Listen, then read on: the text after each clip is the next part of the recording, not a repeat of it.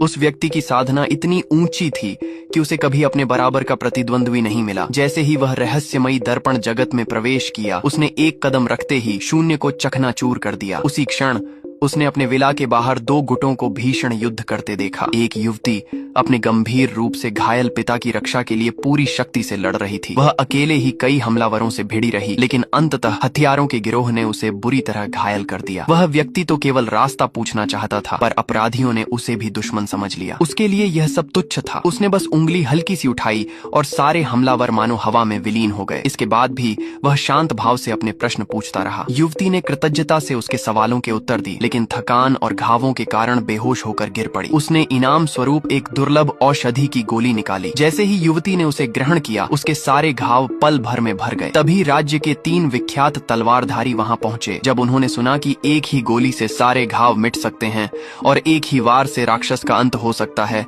तो वे आश्चर्य में पड़ गए। उनमें से एक ने अपनी विशेष क्षमता से उसकी युद्ध शक्ति को परखना चाहा। बार बार जांचने पर परिणाम आया शून्य। यह असंभव प्रतीत हो रहा था। कई प्रयासों के बाद उसकी शक्ति मापन विधि ही अस्थिर हो गई। अचानक विला के भीतर से जोरदार विस्फोट हुआ। सब अंदर भागे और देखा कि युवती का पिता घबराकर अपनी आंतरिक ऊर्जा उसके शरीर में प्रवाहित करने का प्रयास कर रहा था, पर उसकी आध्यात्मिक ऊर्जा उस व्यक्ति के भीतर प्रवेश ही नहीं कर पा रही थी। उसने शांत स्वर में बताया कि उसकी साधना एक गहरे अवरोध पर अटकी हुई है और वह बलपूर्वक उसे तोड़ने का प्रयास कर रहा है। असफलता का अर्थ मृत्यु भी हो सकता है। तब उसे सलाह दी गई कि वह एक प्रतिष्ठित अकादमी में जाकर अपनी आध्यात्मिक ऊर्जा को समेटे और साधना के शिखर तक पहुंचे। जैसे ही यह मार्ग बताया गया, उसके भीतर का बंधन टूट गया। उसकी साधना में जबरदस्त उछाल आया और उसकी युद्ध शक्ति सीधे एरासीसो तक पहुंच गई। अब वहां मौजूद सभी